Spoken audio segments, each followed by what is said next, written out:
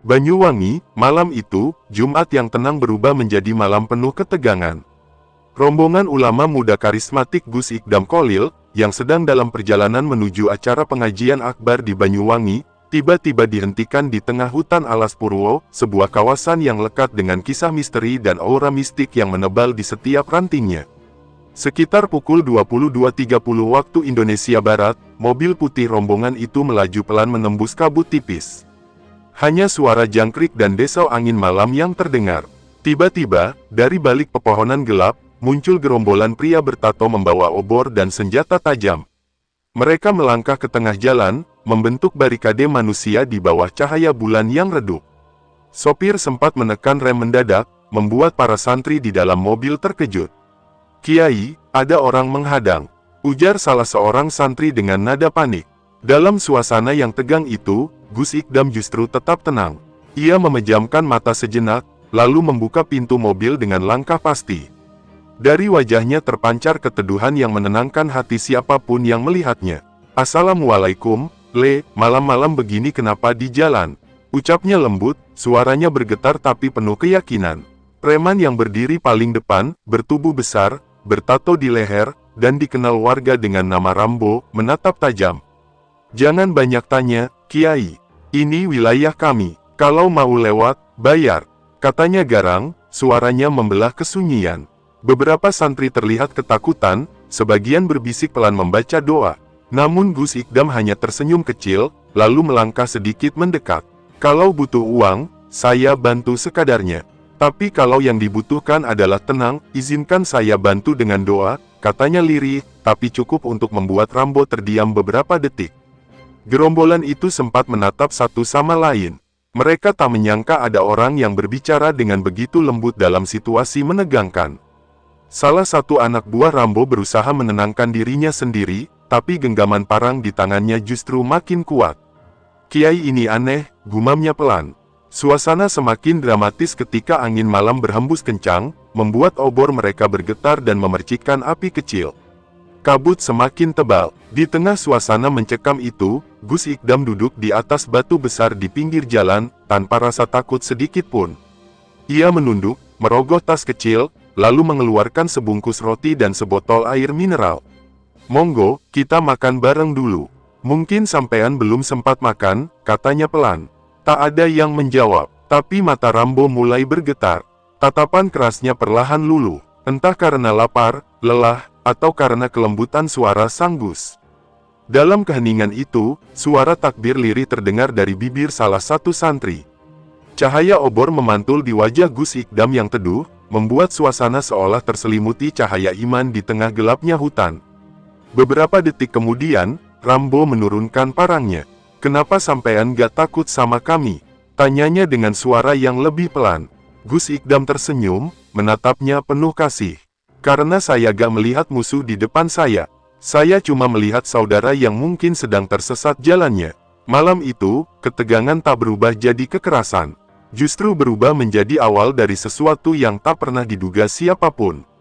Di tengah hutan yang dikenal angker, benih keinsafan mulai tumbuh, dipupuk oleh kelembutan seorang dai muda yang tak kenal takut pada gelap maupun ancaman. Malam itu udara lembab menusuk kulit, tapi suasana di tengah Alas Purwo terasa hangat oleh cahaya kecil dari obor dan keteduhan ucapan seorang ulama muda. Rambo, sang pemimpin preman, masih berdiri tegak di depan Gus Ikdam. Matanya menatap dalam, seolah sedang menimbang sesuatu yang tak bisa dijelaskan dengan logika. "Sampean gak takut mati di sini, Kiai?"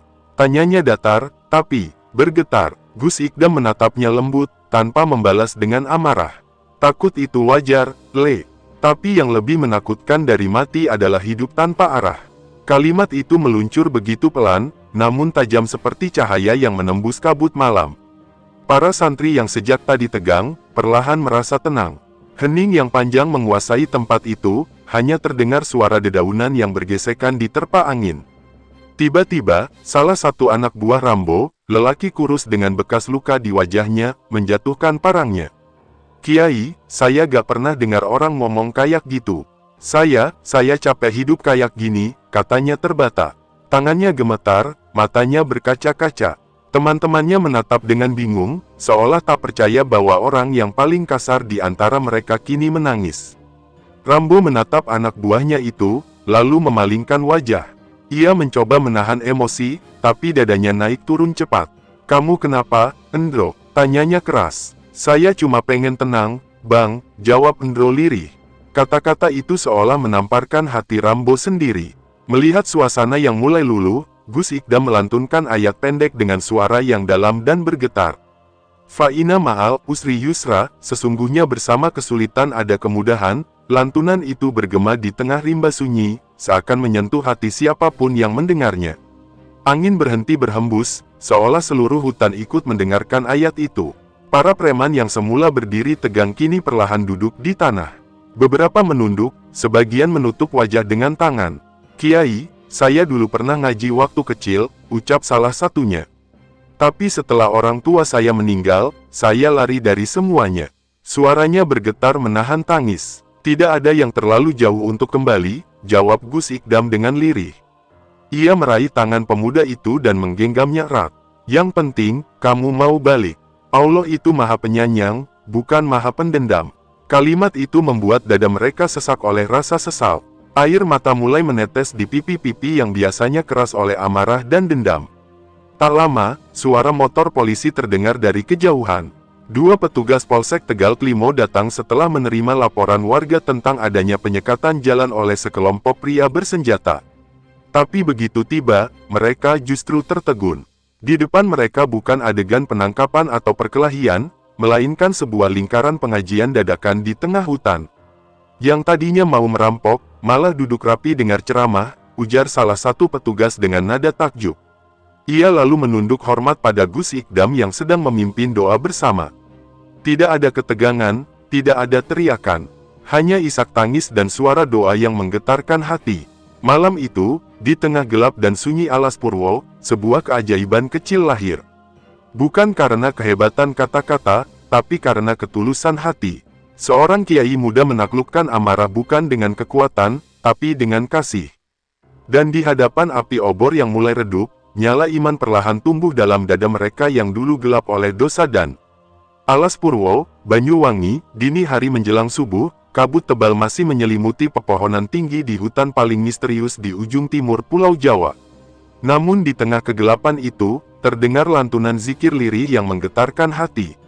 Tak ada yang menyangka, tempat yang selama ini dikenal angker dan menakutkan, justru menjadi saksi lahirnya keajaiban spiritual.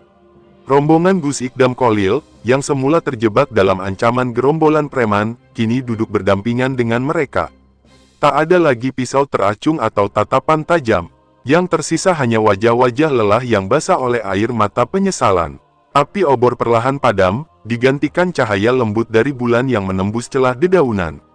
"Bang, aku udah gak kuat hidup begini terus," ujar Endro, preman kurus yang pertama kali luluh di hadapan Gus Ikdam. Ia menatap tanah, suaranya pecah menahan tangis.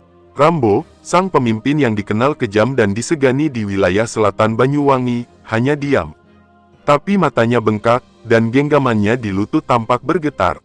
Gus Ikdam menatap mereka dengan senyum tenang. "Kalau kalian mau berubah, malam ini juga bisa jadi awalnya. Allah gak nunggu kalian suci untuk diampuni. Cukup datang dengan hati yang ingin kembali," katanya. Suaranya lembut, tapi membawa kekuatan luar biasa yang menembus batin mereka satu persatu.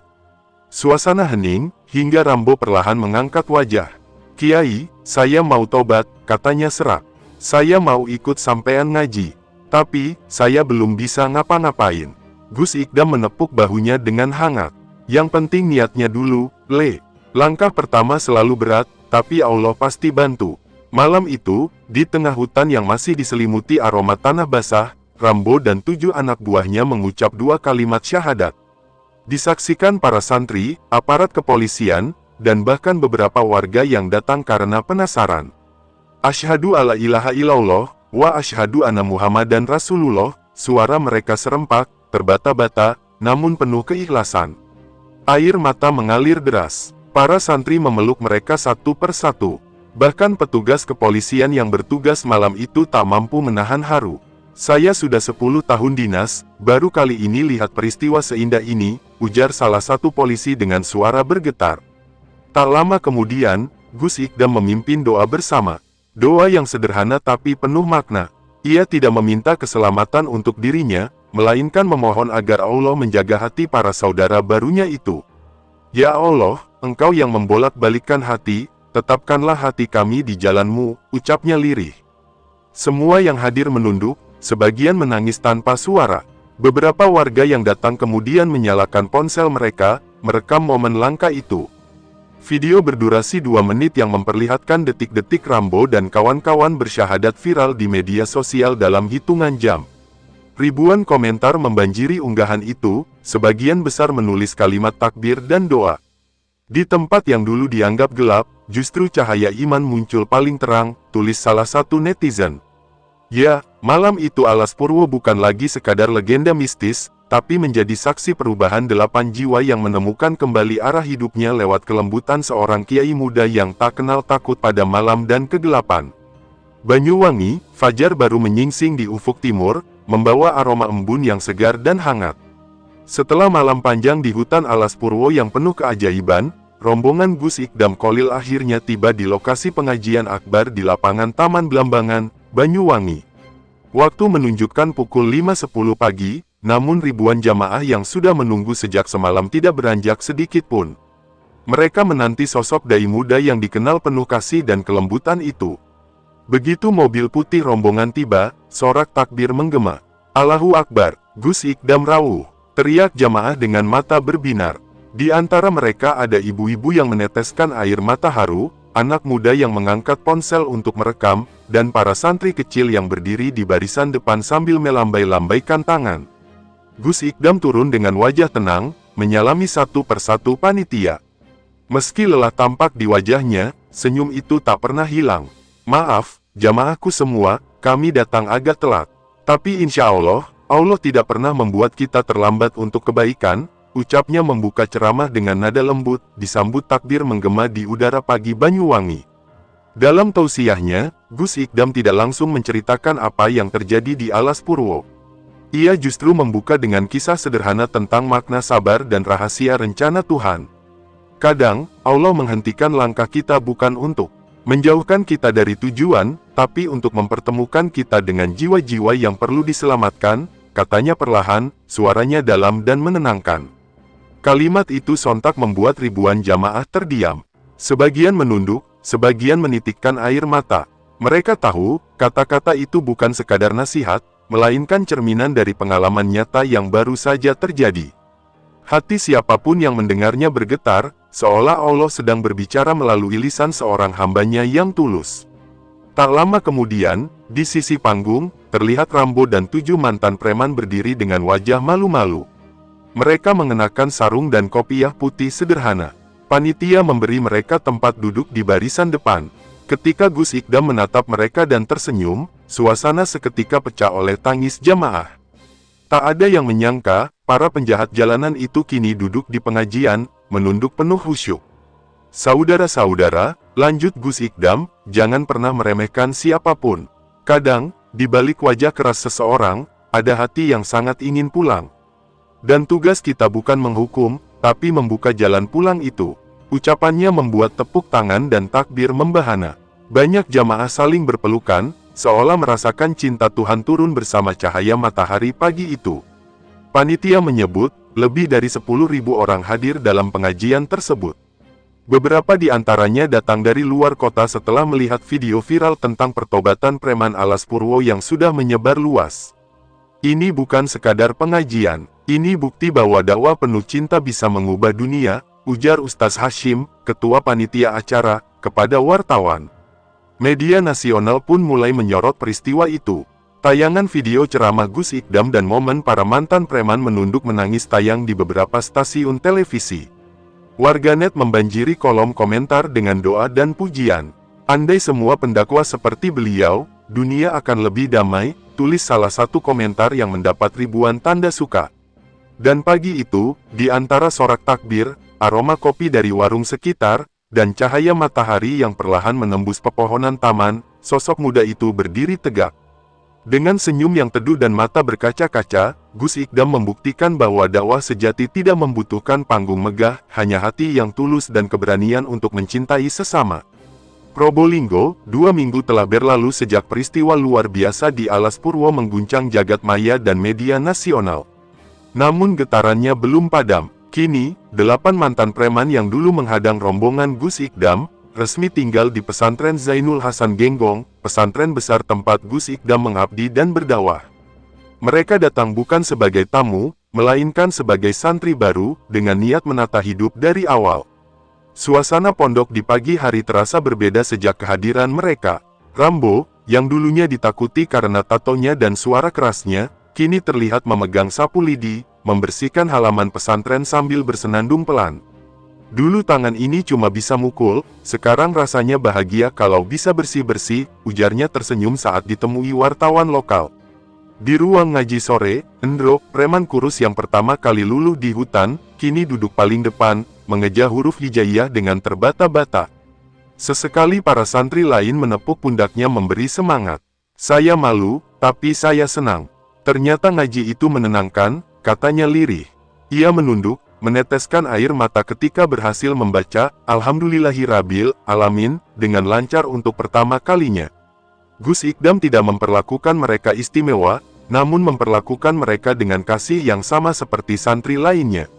Di sini tidak ada masa lalu, yang ada hanya masa depan yang bisa diperbaiki, ucapnya ketika ditanya oleh wartawan mengenai perubahan para santri barunya itu. Ucapannya sederhana, namun mencerminkan kedalaman jiwa seorang guru sejati. Warga sekitar pesantren pun mulai akrab dengan mereka. Tak ada cibiran, tak ada tatapan sinis.